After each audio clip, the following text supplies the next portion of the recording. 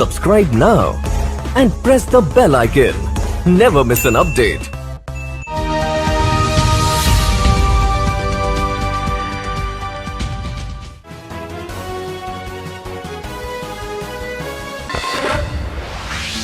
और इस वक्त मैं मौजूद रजपुरा ब्लॉक के किनानगर गांव में हूं। आपको बता दूं कि गांव की राजनीति को समझना और इसको जानना बेहद मुश्किल हो जाता है, क्योंकि निकाय चुनाव जब आता है तो काफ़ी सारे कैंडिडेट आपको दिखाई दे जाएंगे चुनाव के अंदर खड़े हुए, मगर जनता किस पर अपना भरोसा करे, किसे अपनी मत से अपना सिर उनके सिर पर ताज पहनाए जो उस ओर चले जाएं कि ग्राम प्रधान बनकर अपने गांव में आए।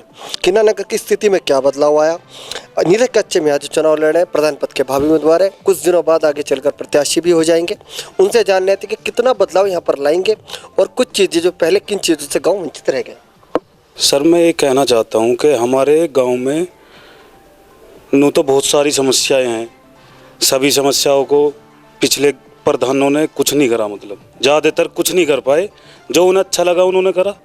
लेकिन मैं ये चाहता हूँ कि हमारे गांव में जैसे कि एक प्ले ग्राउंड होना चाहिए बच्चों के लिए, ताकि बच्चों को प्रोत्साहन मिले, बच्चे आगे बढ़े। उसमें सुबह के टाइम बुजुर्ग भी टहल ले, हमारी माता बहनें भी वहाँ पर टहल ले। मुझे ऐसा सौभाग्य मिलता है कि गांव वाले समाज के लोग मुझ पर भरोसा जताते हैं। तो पहला एजेंडा तो मेरा होगा प्ले ग्राउंड जी, और दूसरा एजेंडा मेरा ये होगा कि मैं चाहता हूँ कि हमारे गांव की जो आबादी है ये मिडिल क्लास से भी नीचे है। कुछ लोग मतलब ज़्यादा गरीब लोग हैं, तो मैं चाहता हूँ उनको जो सुविधा से वो वंचित रहे हैं, काफ़ी समय से उन्हें कुछ नहीं मिल पाया। अब चाहे हमारे युवाओं के लिए कुछ जैसे लाइब्रेरी खोलना चाहता हूँ कि गांव में एक लाइब्रेरी खुले। बच्चे शहर में जा रहे हैं, बहुत से माँ बाप ऐसे हैं कि वो बच्चों की, खास करके जो लड़कियां हैं आजकल की बच्चियां, माहौल को लेकर थोड़ी दिक्कतें हैं, परेशानियां हैं। अगर गांव के अंदर कोई कोचिंग सेंटर खुल जाता है, सेंटर या लाइब्रेरी खुल जाएगी तो उसमें बच्चों का भविष्य उज्जवल होएगा। एक मुद्दा ये है कि हमारे गाँव में जो वृद्धा अवस्था है, जिन लोगों की, जो बुजुर्ग हैं हमारे, उनकी कोई पेंशन की व्यवस्था और जो विधवा पेंशन व्यवस्था है, वो सरकार के एजेंडा जो चल रहा है ये, उसमें किसी को कोई ज़्यादा लाभ नहीं मिल पाया अभी तक। लगभग कितने ऐसे लोग होंगे जिन लाभ आपकी नज़र में? मेरी नज़र में इतने लोग होंगे, लगभग 50-60 लोग व्यक्ति हैं जिनको लाभ नहीं मिल पाया, और इनका लाभ लिया है, काफ़ी लोगों को लाभ मिला है। प्रधानमंत्री जी की अच्छी पहल थी ये, लेकिन कुछ लोग अब भी वंचित हैं, इन समस्याओं से जूझ रहे हैं। देखो, प्रतिनिधि भी हमारे गांव में जो पूर्व प्रधान रहे हैं, मैं ये नहीं कहूँगा कि उन्होंने क्या करा क्या नहीं करा। उन्होंने अच्छा करा, जितना उनसे हो सका अच्छा करा उन्होंने। और देखो, काफ़ी बड़ा गांव है। शायद इस बार मैं चाहता हूँ गांव वालों से, मेरा एक ही मैसेज है गांव के लिए कि गांव वाले एक ऐसे व्यक्ति को चुने जो इस प्रधान पद की जो गरिमा समझे। आने वाले समय में प्रधान पद बड़ा पद होता है गांव का, और ऐसे व्यक्ति के हाथों में हमारा गांव जाए जो इसकी गरिमा समझे और सुख में दुख में हमेशा जनता के साथ में खड़ा रहे। ये निकाल का साधन, ये देखो, अब मैं इस बात पे तो यही कहना चाहूँगा कि अगर आगे कोई भी आने वाला हमारा लीडर बनता है, कोई भी हम चुने जाते हैं या कोई भी बनता है, तो उसे ठीक से ग्राम में जो भी हमारे समस्या है उसे करनी चाहिए जी। यही मैं कहना चाहूँगा। जो नहीं हो पाया वो आने वाले समय में उसी से पहल हो, जो ना हो पाया वो होना चाहिए।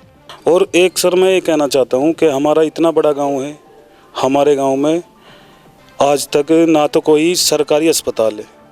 तब के मैंने देखा है स्वास्थ्य हमारे आसपास जो जितने भी ज़्यादातर गांव हैं, छोटे छोटे गांवों में बहुत सारे वो सरकारी अस्पताल है, आयुर्वेदिक हो या वैसा हो, या PHC, जैसे यहाँ पे भावनपुर है हमारे यहाँ पे। तो हमारे गांव में कोई सुविधा, सरकारी सुविधा कोई नहीं चल रही है। इतने गांव, और गांव में ज़रूरत भी है बहुत से, इतने मतलब यहाँ पे हमारे गांव में जैसे शहर में नहीं जा पाते बहुत लोग, गरीब लोग ज़्यादा हैं, तो उनके लिए कुछ सरकारी सुविधा, सरकारी अस्पताल हो, और ना पे यहाँ पे कोई बैंक वगैरह की भी व्यवस्था नहीं है। और इसके लिए मैंने पिछले कुछ वर्षों में काफ़ी वर्क करा है, जनता के साथ में, जनता की काफ़ी मदद करी है। और लोगों की समस्या भी दूर करी है जो भी मुझसे हो सका अब तक। जी बिल्कुल, यहाँ का युवा जो यूथ है, मैं कहना चाहता हूँ आपके चैनल के सौजन्य इससे माध्यम से शायद हमारे गांव के युवाओं को ये मैसेज मिल जाए मेरा। मैं कहना चाहता हूँ कि यूथ जो है मेरे साथ में बहुत सारा है, आज फ़िलहाल भी मेरे साथ में खड़ा है और मेरे युवाओं को, हमारे गांव के युवाओं को, पूरे यूथ को मुझसे बहुत उम्मीदें हैं और मैं यही कहना चाहूँगा कि मैं उन उम्मीदों पे खरा उतरूँ। बिल्कुल जो उन्होंने मुझसे उम्मीदें लगाई हैं, मेरे बुज़ुर्गों ने, मेरे गांव के महिलाओं ने, बच्चों ने, बड़ों ने, बहनों ने जो भी मेरे से उम्मीद लगाई है, मैं उन पर खरा उतर के दिखाऊँगा।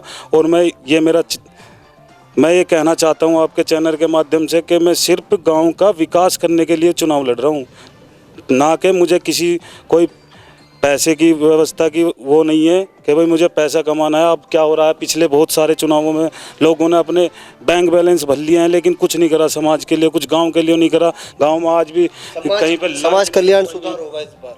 जी बिल्कुल, मेरा एजेंडा सिर्फ ये है कि जो भी होगा समाज का भला होगा। समाज के में जितनी भी कुरीति हैं, जो भी आज तक वंचित रहे हैं समाज, जो भी उनकी पूर्ति होगी हर तरीके से। मैं नीरज कश्यप, सनोप श्री ओम कश्यप जी कश्यप, मैं ये कहना चाहता हूँ अपने सभी ग्रामवासियों से, सभी माता बहनों से, बुजुर्गों से, युवाओं से, खासकर यूथ से अपने ये कहना चाहता हूँ कि आने वाले चुनाव में हमारे गांव के लिए ऐसा लीडर चुनना होगा आपको, तो जो आपके लिए हर संभव प्रयास करे और अपने गांवों को आने वाले 5 वर्षों में सूरज की तरह चमकाए और कोई भी ये ना बोल सके कि ये हुआ, ये नहीं हुआ। इस तरह से अगर ये कहना चाहता हूँ कि भाई मेरा पूरा